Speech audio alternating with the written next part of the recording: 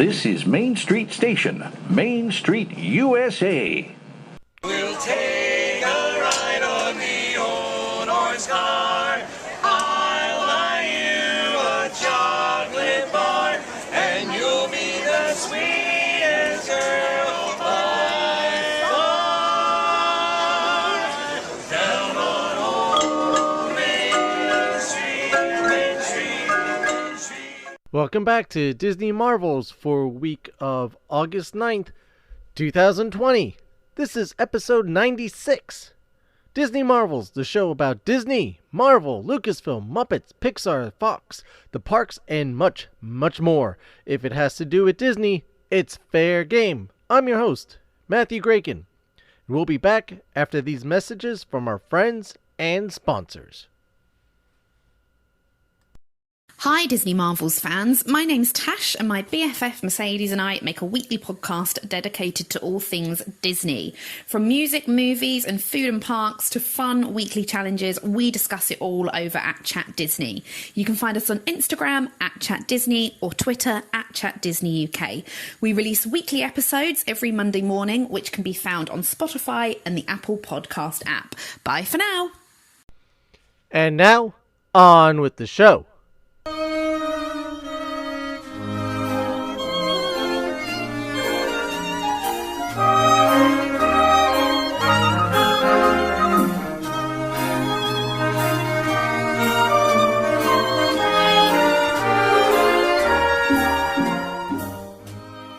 I want you to join with me.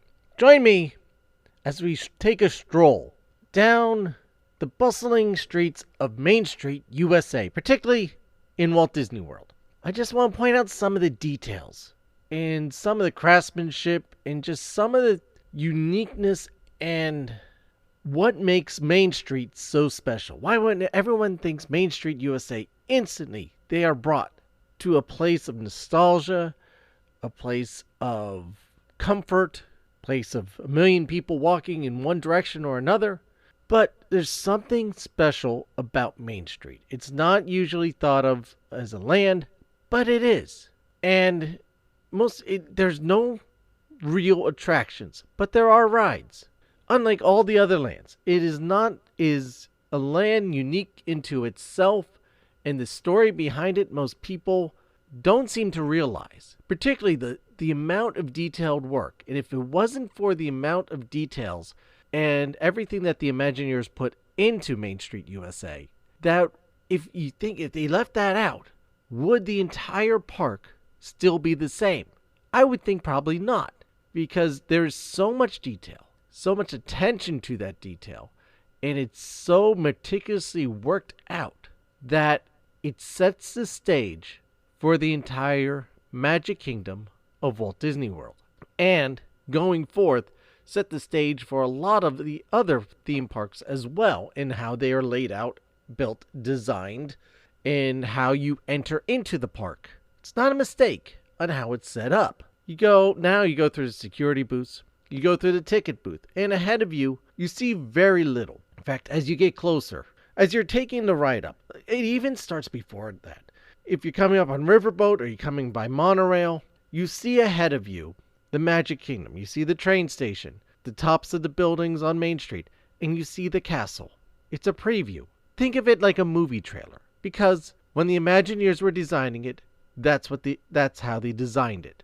In particularly, so you would see the castle, just like whenever you see a preview for a movie coming up, and get excited about it. Oh, I would like to see this because it's got this bit and this scene and this actor in it and whatnot. So it is intentional that you see certain things as you approach the park. But when you get off the boat, or you get off the monorail and you make your way down, all you see is the train station and the trees and nothing else. You see the trains passing by and whatnot. You hear the hustle and bustle. You hear some of the music. But really, you don't see the rest of the park. Just like when you're entering into a theater. You don't see the movie yet. You know that what movie is coming, but you don't see it. And that's how Main Street, and this is how the front of the parks are set up. Scan your Magic Band, or you put your ticket through. You put your finger on the device. Not so much anymore. And you move forward into the little vestibule area ahead of, just beyond the ticket booth. And there's the flowers ahead of you. And again, the train station. And there's 4 paths, 2 on either side, and then those are subdivided into 2 each. And you walk through, and inside of those paths are those little entranceways, the tunnels, are posters. Posters of what is yet to come. Like when you walk into a movie theater and you see the movie posters of coming attractions, of coming movies, or movies that are currently playing. Same thing with them on Main Street there, in the train station. And there's little details there. If you look closely, you'll see names, and you'll start seeing little details. You can head upstairs to the train station, which will have arcade games of the turn of the century, of the turn from the 1900s, and packages and luggages and carts and details of that time. Focusing on the train station right now, there are 4 trains in the Magic Kingdom. Those trains are from, they were used in the Yucatan Peninsula in Mexico, and they were brought to a place in Tampa to get refurbished, and then from there they were put to service. Initially, the initial service dates of them were around 1916 to 1928. They were built by the Baldwin Locomotive Company in Philadelphia, Pennsylvania, and then brought down to Yucatan Peninsula in Mexico, where they were salvaged in '69 by the Imagineers. 4 trains there. They have the Walter E. Disney, the Roy O. Disney, the Lily Bell, the Roger E. Borgie. The trains themselves, the locomotives themselves, aren't that authentic. The rest of them are recreations or are built more recently, at the time of the park opening in the late 60s, early 70s. So that stuff is new. So you don't have to worry about that. Trains always run clockwise, except occasionally they do run them counterclockwise if there's certain construction going on, like when Splash Mountain was being built. But I digress. Let's continue on Main Street. You start hearing the music now, and as you go through this tunnel, you just see a bright light in a little bit of glimpse of what's ahead of you. And it's just buildings, just parts of Main Street. If you're coming out on the left side with the castle ahead of you, you have the fire station and the automotive shop.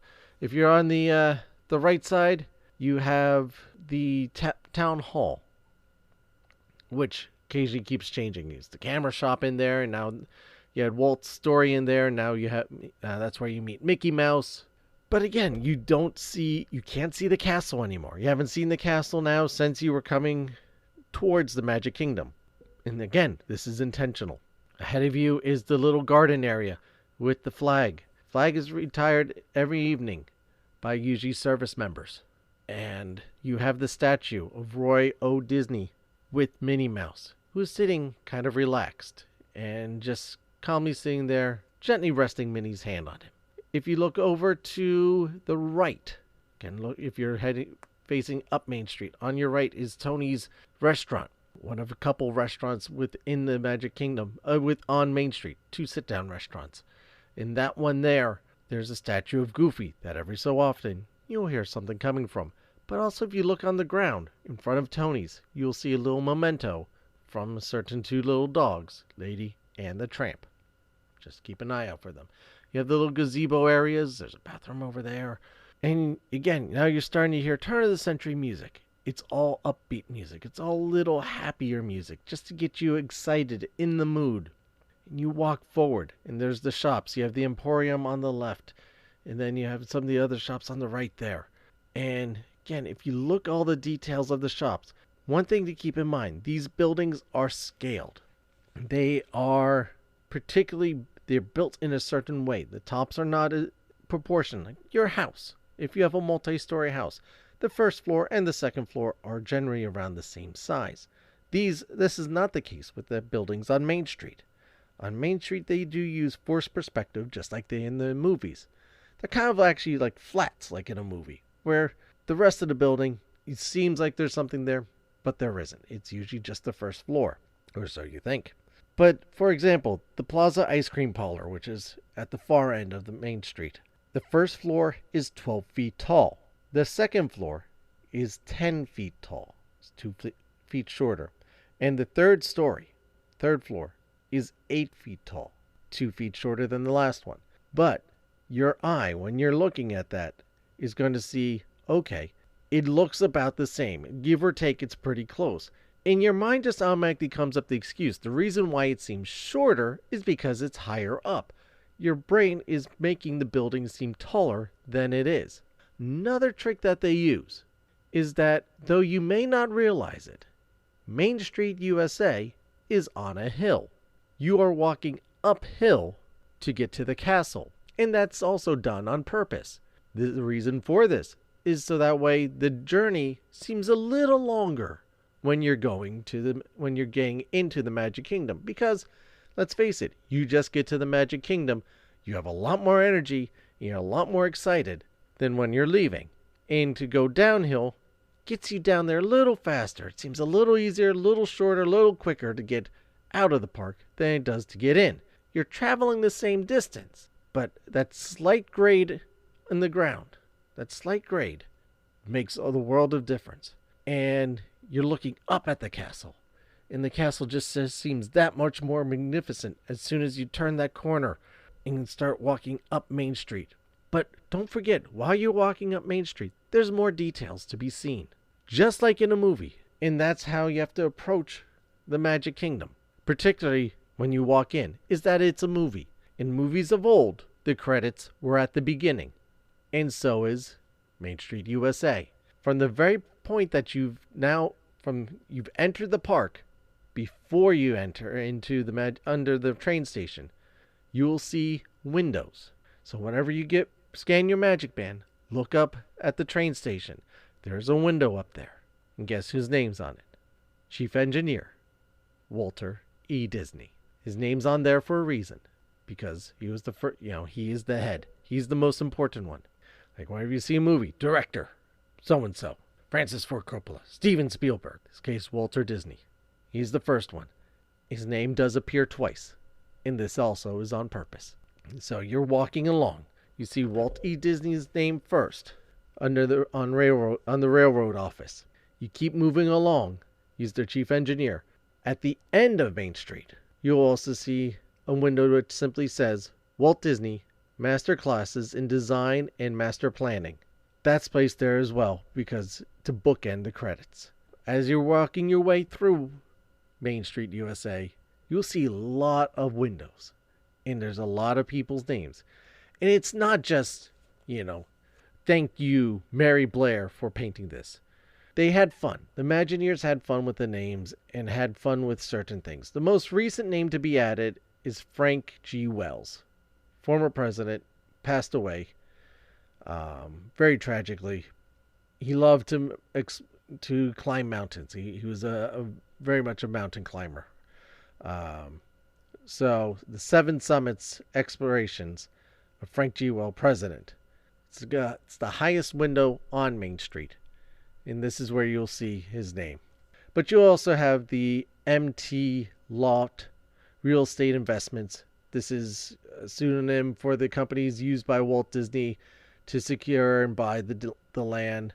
The Center Street Academy for Fine Arts. This window pays tribute to the artists who worked on at Walt Disney Imagineering, including Mary Blair, Herb Raymond, Blaine Gibson, John Hench.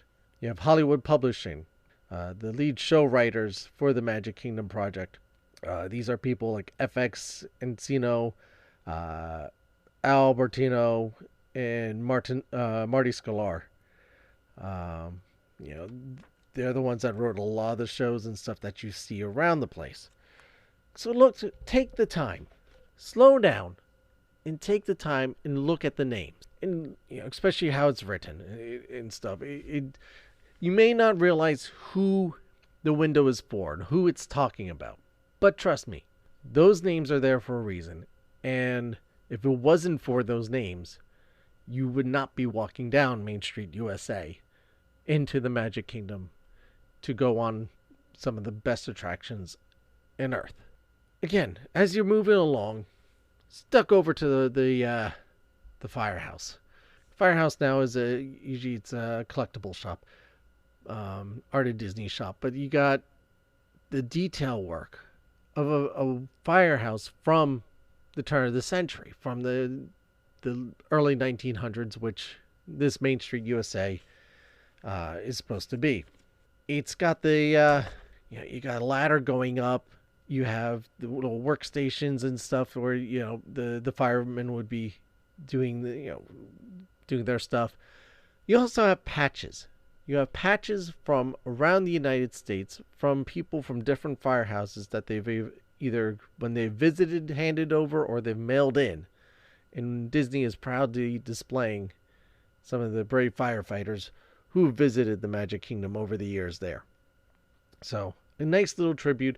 Doesn't draw any attention. Not a big blaring thing that it's there. But again, it's those fine details, those fine little things that you will see on Main Street that you would not realize as you're just quickly running to go to the next attraction. Speaking of the Main Street, in the Magic Kingdom of Walt Disney World, Main Street is, of course, it's bigger, as is the whole park and the castle. There are more hints to industrialization on this Main Street, in the slight more ornate architecture, which the Imagineers called Eastern Seaboard Victorian. I mean, rumor has it that Main Street in Disneyland, California, is based on Walt's childhood memories being the key word, of Marceline, Missouri. Chances are, if you ask around Imagineering, they will tell you some of that may be true. It's not an exact copy. They did not go to Marceline and map out all the buildings and replicate it there in California, and then again in Florida. But Walt came up with the ideas of stuff, and then you also have Harper Goff, who designed and painted pictures of what was to be put there, and I'm sure a lot of influence of his growing up in Fort Collins, Colorado, was put into this. So you kind of have a blend of it. It's the nostalgia. It's when you think back to how things were, may not always be how it actually was. When you think about when you were growing up, how your schoolhouse, your school building looked, or the shopping center that you always went to, the grocery store, or whatever. Even maybe your old house, or your original house, or your grandparents' house. And you think back to those. And, in your mind, it was this way. And that's how it was. And, your emotions kind of get caught into the imagery. But then you look back at pictures and go, wait a second, I don't remember it like this. So that's kind of what's, involved there. But, the fine details as you move along into Main Street, the doorknobs are done just so. I mean, one of the main details that they paid attention to was if you're looking far away at something, you have the long shot. Again, thinking of movies, because when they built Main Street, it was a movie set. So if you're doing the long shot, far away, everything kind of lines up and there's nothing arguing with each other. This building looks right here, that building looks right there. Nothing looks out of place. And if you get the close-up shot with the fine details to make sure that the carpeting blended nicely with the next carpeting, Walt even made sure whenever he was doing the Disneyland Main Street and again on the Main Street USA here in Florida, is that the windows are lower to the ground, just like they were at the turn of the century. This way the children could easily see into the stores, because we know children influence shopping. The bakery and the smells are there on purpose. And sure as most of you know, they're not directly coming from the bakery themselves or the candy shop or from Casey's hot dog corner. These are produced, they have the little sensor smell things in the ground that spray out smells and help enhance the story. The music enhances the story. The Dapper Dans singing from the barbershop quartet. Main Street USA in Florida, you can get a haircut there. You're going to pay a little more than you probably would at home, but hey, you could say you got your haircut cut. You got your haircut on Main Street USA in Walt Disney World. And how awesome is that? You also, you look around, you have as you're walking up on the right there, you have a little nook that you go into. There used to be one on the left, but they expanded the Emporium in 2002, and they took away the little side street there and made it part of to expand the shops. What would Disney World be without larger shops? But even in the shop itself, details is important. The detailing in the Emporium, you will see that there are gas lamps and electric lamps. How do you know which one is which? The gas lamps are the ones that are facing up. The electric lamps are the ones that face down. And the expansion, you'll see, is themed differently than the rest of the store, because this was built a couple of years later, and the owners were obviously doing very well financially, traveling to Europe and getting a lot of influence from European shops, hence the red brick and the slightly more Victorian style and different stylization of that part of the store. Further down, you will, now there's the Starbucks stuff on there. Yeah, that seems a little strange for Main Street USA, but you have the ice cream parlor, which has some fantastic creations. The sweet shop, it's got some nice stuff. The theater has changed over the years, but you still see a little bit of Mickey shorts and stuff going on in there. Also, as you get towards the end, on your left, you have the Crystal Palace, the other sit-down restaurant on Main Street USA, where you usually have a buffet with Pooh and Friends. Pooh, Piglet, Tigger, and Eeyore, Rabbit. Walk around and you get your pictures with them. It's really nice. It's a nice little setup. It's a good way to duck out of the heat. You can enjoy the part of the day, and if you're lucky, you have a window seat to people watch and see the shows going on in front of the castle, and just it's a nice little eatery, some decent food there. It's obviously a place that me and my family go often, and that's on, again, heading up on the left side, and from there you have Adventureland.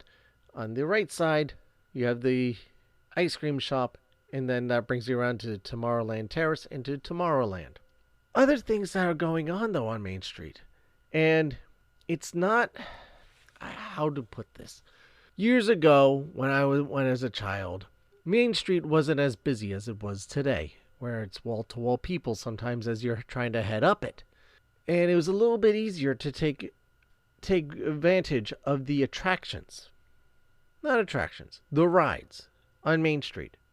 And I'm talking about the horseless carriages, the fire truck, and the horse-drawn trolley cars. Because there's the tracks on Main Street, which you do have to sometimes watch where you're walking. They're usually pretty good on cleaning up after them. But sometimes things happen. But no, they're good about that. They're good about that. You just have to watch where you're walking because of the rail tracks. And that's really what it is. So it's a little harder for these to get around. And these are what are referred to as A-ticket attractions. You always hear of the E-ticket rides.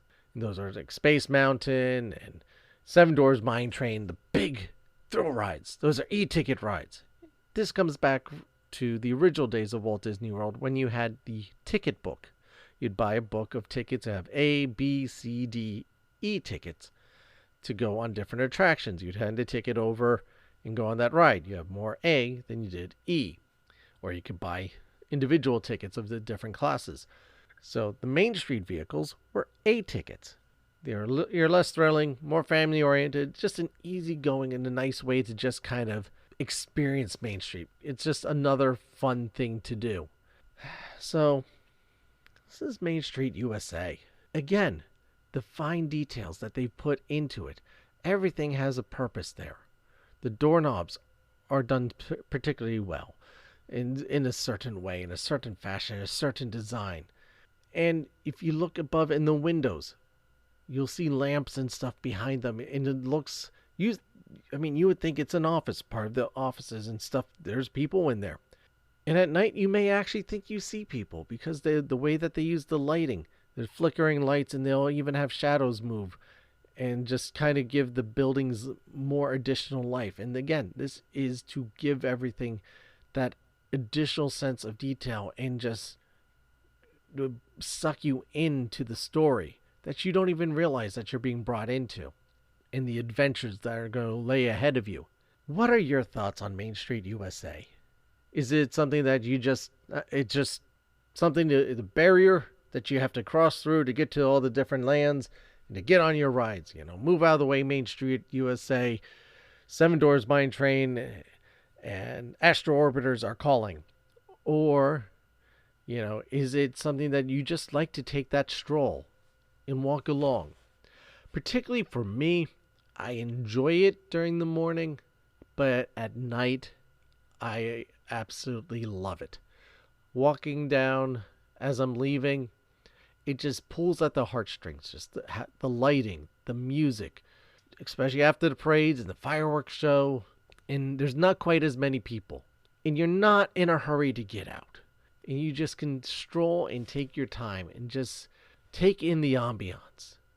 And for me, especially, I know I mentioned this in the shows before, during Christmas time. Christmas time on Main Street, USA is probably, to me, one of the most magical experiences that I've ever been party to. You have the wreaths up on the lamps, you have snow blowing at night, and even though it's Florida, it does get a little chilly at night. So you get that chill, you have the snow going, you have the instrumental music, holiday music playing, Christmas music playing, the smell of warm sugar cookies and hot cocoa in your belly, and it's just it's more magical than any Christmas shop that you'll ever experience in your town, most likely.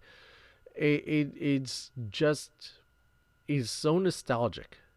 It just transports you to It's a Wonderful Life or Miracle on 34th Street, and you are in that type of setting that it is just Christmas.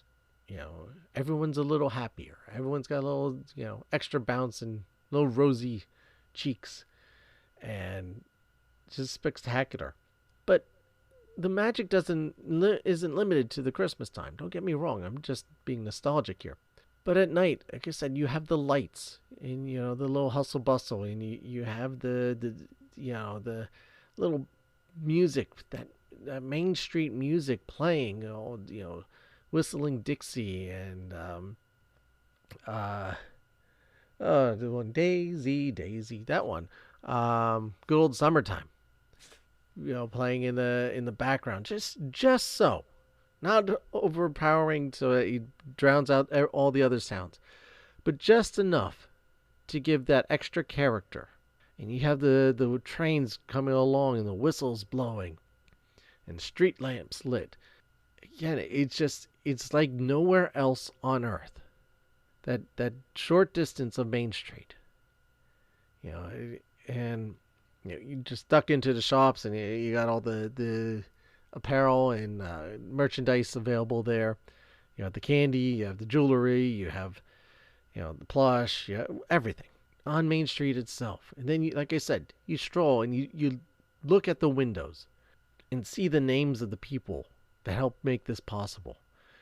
Again, it's the credits. So now you're seeing it in reverse. As you're leaving, you're getting the credits at the end of the show too. But in this case, like I said, main purpose is for the credits as you're coming in. So again, I ask you, what's your take on Main Street? What is your favorite part of Main Street? My wife would probably tell you the Emporium. Me, I love it all. I love particularly to sit at a bench and just take it in. We're starting the little garden gazebos on this side there. There's some nice little quaint touches that people quickly overlook and pass it by because it's not a line to get onto a thrill ride or attraction and go onto a ride. It is the perfect place to sit down, relax, and enjoy everything in front of you. Because what is in front of you is not just, you paid a lot, you want to get on the rides. But it's beautiful. It is beauty. It is, again, the fine details, the artwork. It is a living painting. That's Main Street USA. What's your favorite part? Let us know. Join us on the conversation. You can do this over at facebook.com/Disney Marvels Podcast or on our Facebook group, which is facebook.com/groups/Disney Marvels Podcast. Also, you can find us on Twitter at Disney Marvels, and we are on Instagram at our Instagram handle on the IG is Disney Marvels Podcast. So pretty much you can find us anywhere at Disney Marvels Podcast, except for Twitter, which we're just Disney Marvels. You can also email the show with any answers or suggestions for the show to disneymarvels@gmail.com, or you can leave a voice message through the Anchor app and website. Links are in the show notes. And as I mentioned last week, and I'll mention it again, our 100th episode is coming up, and I want to hear from you, the new-time listeners, the long-time listeners, and everyone in between. Please send us a voice message. If you don't want to use the Anchor app, do it on your phone and send it to an email to Disney Marvels, label it 100th episode or something. And I want to hear from you about the show, some of your favorite moments from the past 100 episodes. What do you think of the show? And anything, just to say hi or congratulations. Or if you don't want to leave a voice message, just send an email. I'll read the emails on the show. I'll play the voice message on the show. I want you to be part of this milestone episode. I also want to thank you for your time. How little time we all have these days and how crazy everything is. So the fact that you've spent some of it with me, especially walking down Main Street, nothing is more magical than, walking down Main Street with your friends, because you are my friends. We are a family, the Disney family. It means so much to me. And we're in this show together. I do it for you. You listen to me. It's just a whole nice combination. And I could just ask of you to tell your friends, any people that you know that are into Disney, let them know about the show. It just helps build the family. The more people in this Disney family, the better. Walt believed in a big family, and so do I. Or also, go on to iTunes. Make sure you subscribe to the show, iTunes, Stitcher, wherever you listen to the show. But leave a rating, particularly on iTunes. Leave a rating. The other ones don't have the rating system. Give it a thumbs up, high five, whatever your system is. But on iTunes, if you give it a good rating, leave a review too. The more ratings and reviews, the more people find out about the show. Again, it just helps build the show. We're doing great with all the 5-star reviews. All of our reviews are 5 stars. I can't thank you guys enough for the people that have taken the time to leave the reviews, and those who haven't gotten to it yet, I can't wait to see yours. I hope it's also 5 stars. Don't forget to subscribe to the show while you're at it. This way you always know when new episodes are posted. But also consider becoming a premium subscriber to help the show out, keep things going. Let's get new equipment and whatnot. Movies to review when movies come back. You can do this over at anchor.fm/DisneyMarvels/support. Or you can also find our Patreon page, which the links are in the show notes for both of those. Over at Patreon, you get some cool stuff, so maybe you want to do it over there. Whatever you're facing out there, whatever troubles, whatever difficulties, don't give up. Believe in yourself. You're not alone in this. You could be in this together. There is someone out there cheering, supporting you. Even if it doesn't seem like there is anyone, there is. And that's you. Support yourself. Believe in yourself. Don't give up on yourself, because you are worth it. You are special. You are amazing. You are you. There's no one else like you. There never will be, and there never has. Make people realize how wonderful you are. Grab the light that's inside of you. Hold it, embrace it, and let it shine for the world to see. Because you too make a difference. I'd like to end this show with a quote from Walt Disney himself, of course. Main Street, USA is America at the turn of the century, the crossroads of an era. The gas lamps and the electric lamps, the horse-drawn car and the auto car. Main Street is everyone's hometown, the heartline of America. That's Walt Disney. Thank you again, everyone, and we'll see you next time.